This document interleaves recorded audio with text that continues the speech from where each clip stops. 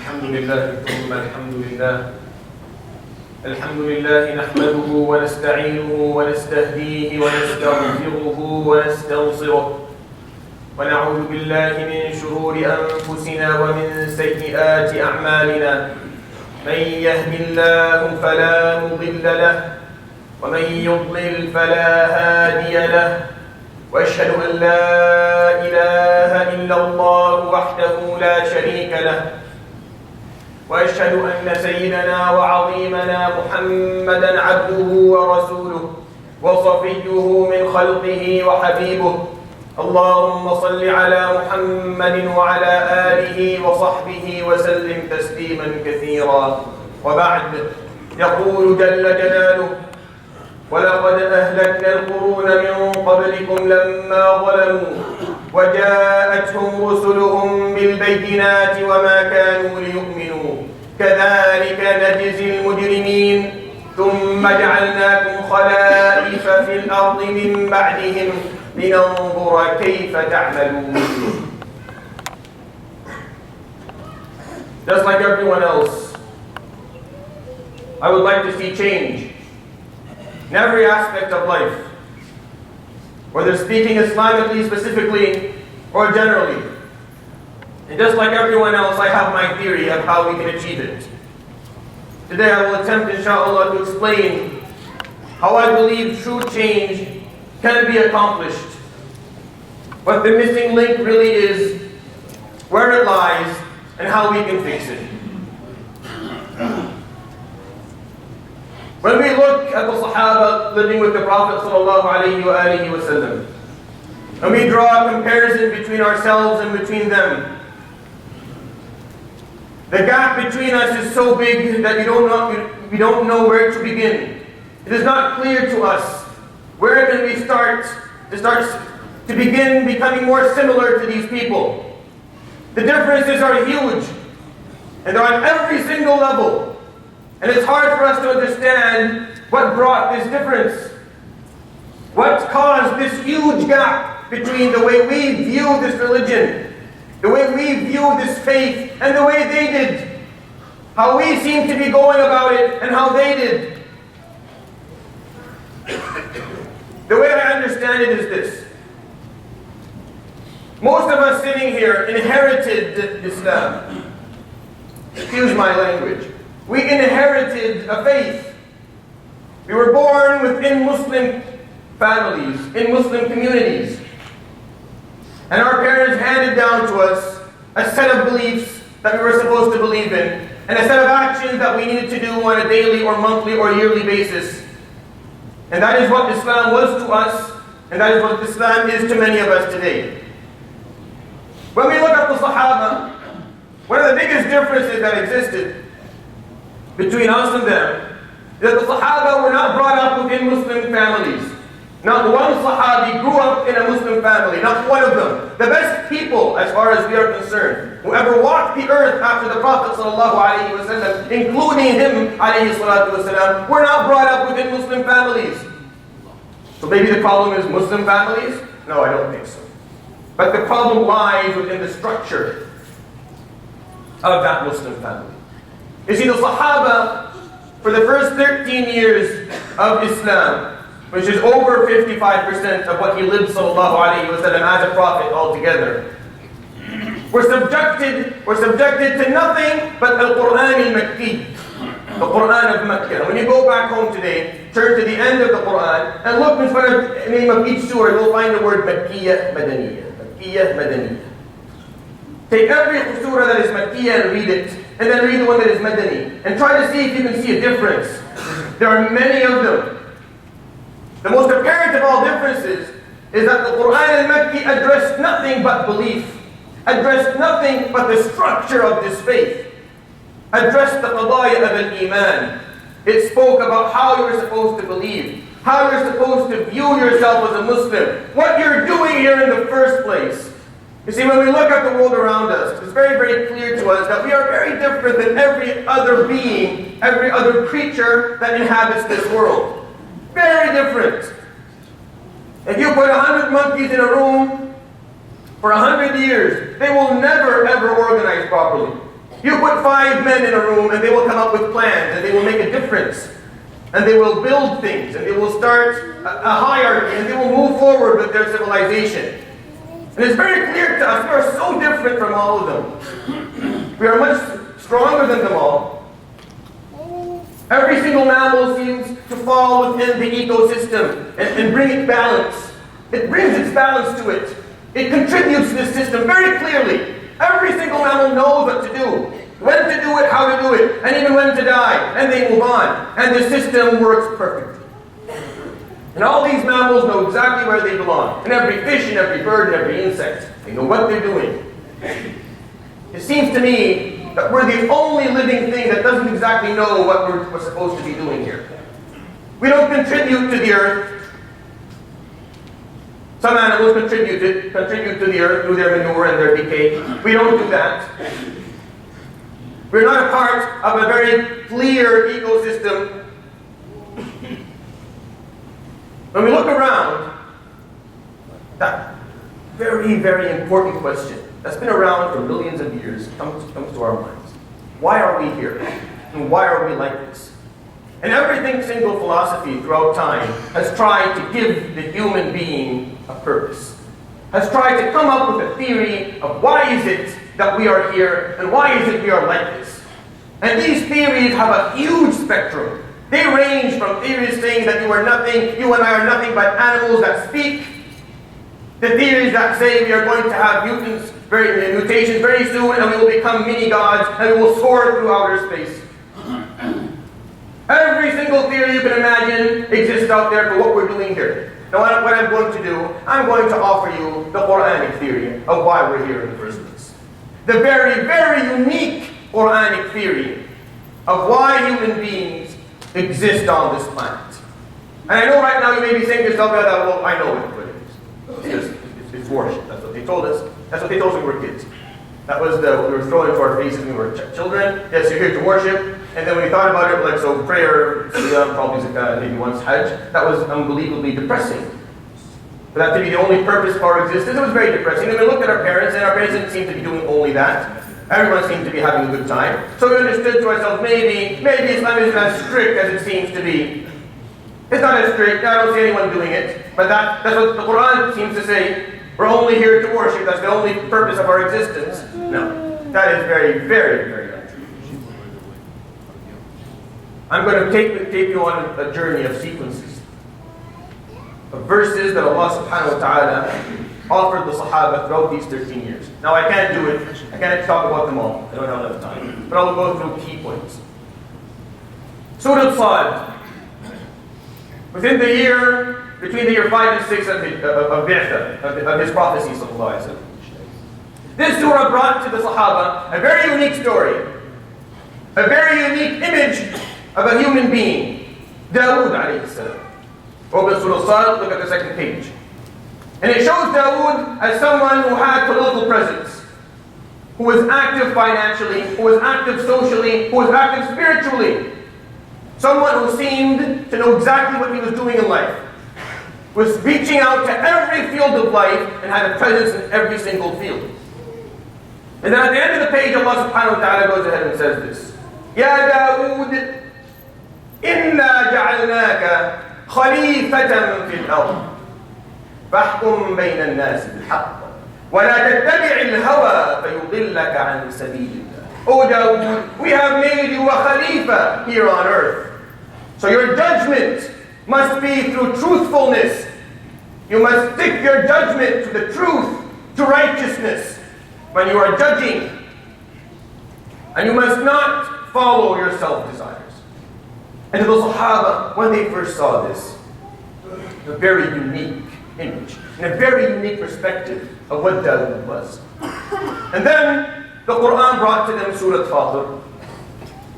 Surah Fatir, go to the last 2-3 pages of it.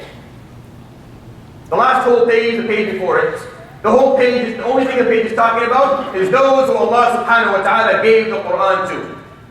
And how they spent their lives working within the meanings of that Quran, and how when Yawm al-Qiyamah came, Allah subhanahu wa ta'ala told them, please enter paradise. Here, la nasab wa la lughub. There is nothing to tire you here. You can rest finally and relax here. And then he looks to those who didn't live by it. And the verse says, أَوَلَمْ نُعَمِّرْكُمْ مَا يَتَذَكَّرُ فِيهِ مَنْ تَذَكَّرُ. Did we not give you enough time for you to build whatever it is you needed to build and do whatever it is you needed to do? Yes, you were given the time. And then, at the last full page of Allah, the first verse, هُوَ الَّذِي جَعَلَكُمْ خَلَائِفَ فِي الْأَرْضِ فَمَنْ كَفَرَ فَعَلَيْهِ كُفْرُهُ وَلَا يَزِيدُ الْكَافِرِينَ كُفْرُهُمْ عِنْدَ رَبِّهِمْ إِلَّا مَقْتًا وَلَا يَزِيدُ الْكَافِرِينَ كُفْرُهُم إِلَّا خَسَارًا. And he made you khala'if, the plural of a khalifa, on earth. So those of you who reject that mission and reject that will get nothing but Allah's anger and will increase themselves in nothing but loss in the dunya and the hereafter. Then the Quran brought to them another image in Surah Yunus. And this image was talking about the civilizations that existed before. وَلَقَدْ أَهْلَكْنَا الْقُرُونَ مِنْ قَبْلِكُمْ لَمَّا ظَلَمُوا. Allah subhanahu wa ta'ala is talking about how He punished those who had power and wealth in this world. Civilizations, huge amounts of people, huge numbers of people that came together and disobeyed Allah clearly. And Allah subhanahu wa ta'ala punished them. And then He goes ahead and says, ثُمَّ جَعَلْنَاكُمْ خَلَائِفَ فِي الْأَرْضِ مِنْ بَعْدِهِمْ. And then we made you, خَلَائِف, plural, khalifa, on earth, after them, لِنَنْظُرَ كَيْفَ تَعْمَلُونَ. So we can see what it is you're going to do. You see, I believe that every generation would come to the second generation of Muslims with a stack of a bunch of things we need to believe and do, and would hand them down. And we got sloppy, maybe 1,000 years into the process, we got a bit sloppy about it. And 1 or 2 generations started dropping things out of the stack. And one key element fell. One very, very crucial piece of information, and Shaitan was smart enough to pull it out. And when he pulled it out, all these actions and all these beliefs suddenly did not make sense anymore. There didn't seem to be a common denominator that brought them all together. They seemed abstract actions. You pray in a certain form. You're told to pray and pay zakah and then fast. And then you're told in Islam to go and seek knowledge and build things. And when you look at this and you look at that, what could possibly bring these things together? There's nothing. We couldn't make sense of it. So clearly and naturally, we got rid of a whole part of it. We said, yeah, this whole building stuff and improving life, this is what it is. It's the prayer and zakah and hajj part. That's the part that actually matters. And suddenly Islam was reduced from a civilized action, from an action that from a ideology and philosophy that brought civilization, a superior civilization to earth, to a number of rituals, to a group of people with the same hats, or the same type of clothing, or the same type of facial hair. We lost it. The key element that brought all of them together somehow got lost. That's why we're not sure what to tell our children. We're not exactly sure how to explain Islam to them clearly. It's difficult for us to do. Inshallah, today we'll offer you an idea. The last theme that Allah subhanahu wa ta'ala sent was in Surah Al-An'am, talking about the great Sayyidina Ibrahim alayhi salam.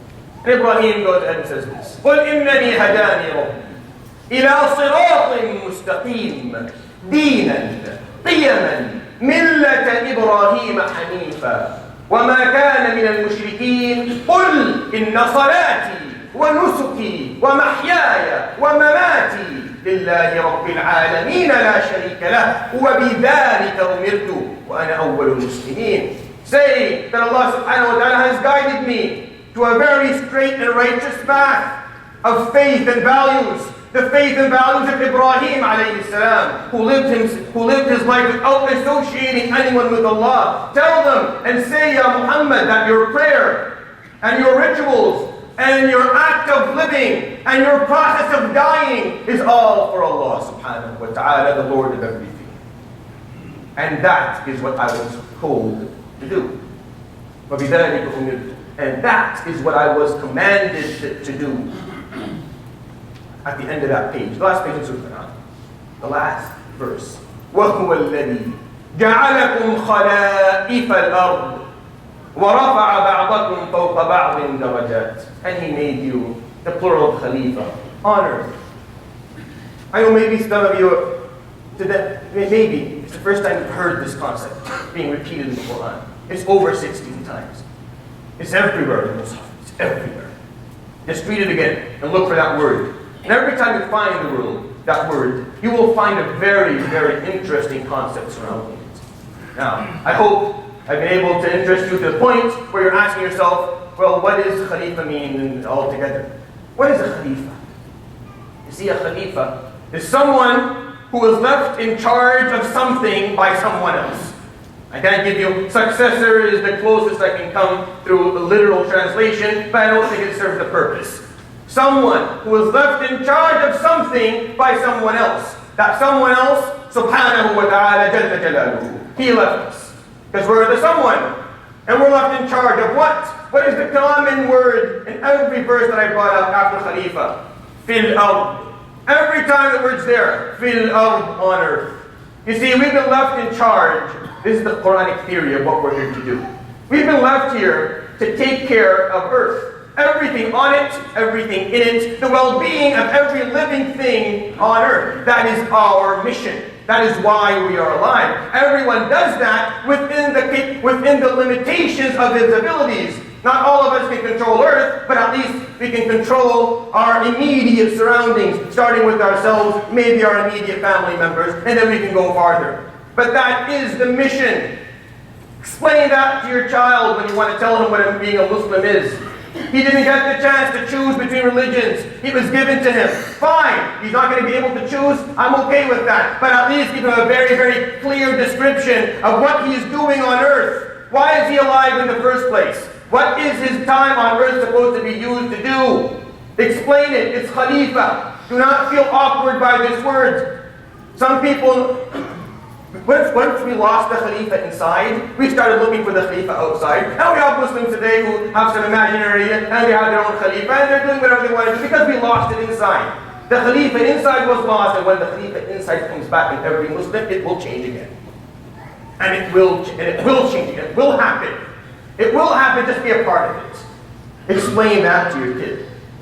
Imagine the self-esteem and confidence you're offering him when you tell him, Ibni, you're a Khalifa. Binti, anti Khalifa. That is your job description on earth. This is what you're here to do. And then suddenly, everything seems clear. That's the latitude. Our coordinates on this planet, that's the latitude. The longitude, وَمَا خَلَقْتُ الْجِنَّ وَالْإِنسَ إِلَّا لِيَعْبُدُونِ. I only created them to worship. Now understand worship. Now building a school. Now building a grocery store. Now paving the road. Now going to university. Now getting married. Everything becomes worship because you are doing it to serve your role as a Khalifa. And it is not just praying anymore. It is not just fasting anymore. And everything and the way we view our faith altogether changes. أقول قولي هذا وأستغفر الله لي ولكم فاستغفروه يغفر لكم يا فوز المستغفرين أستغفر الله.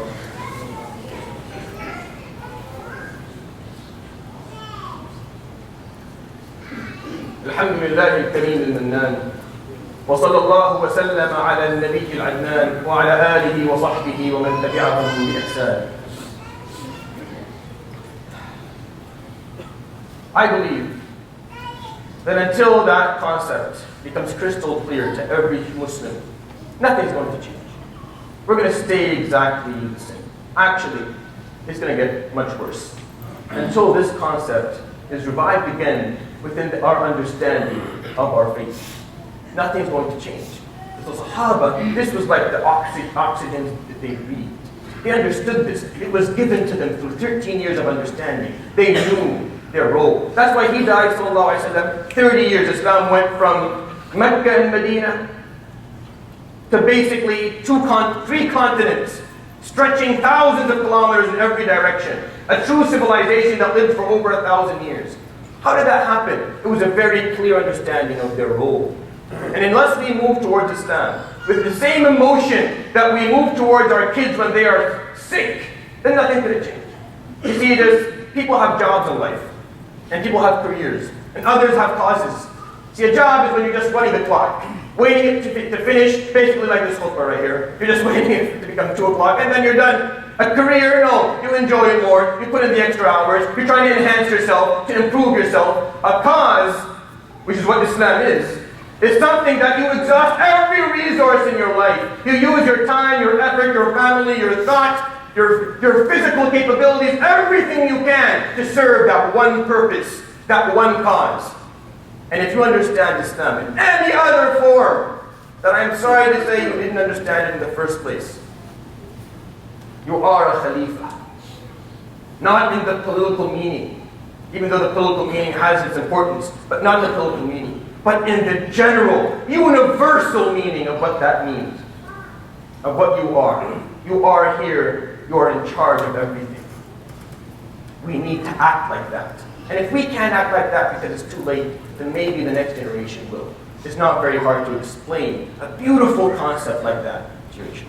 I hope my message was worth conveying. واعلموا أن الله أمرنا بأمر عظيم فقال إن الله وملائكته يصلون على النبي يا أيها الذين آمنوا صلوا عليه وسلموا تسليما اللهم صل على محمد وعلى آل محمد كما صليت على إبراهيم وعلى آل إبراهيم وبارك على محمد وعلى آل محمد كما باركت على إبراهيم وعلى آل إبراهيم في العالمين إنك حميد مجيد وارض اللهم عن الأربعة الخلفاء السادة الحنفاء أبي بكر وعمر وعثمان وعلي وارض اللهم عن أزواجه أمهات المؤمنين وعن الصحابة والتابعين وعن آل بيته الطيبين الطاهرين وعنا معهم يا رب العالمين اللهم اغفر للمسلمين والمسلمات والمؤمنين والمؤمنات الأحياء منهم والأموات اللهم ارحمنا إذا علق منا الجبين وارحمنا إذا كثر منا الأنين وارحمنا إذا بكانا الحبيب ويئس منا الطبيب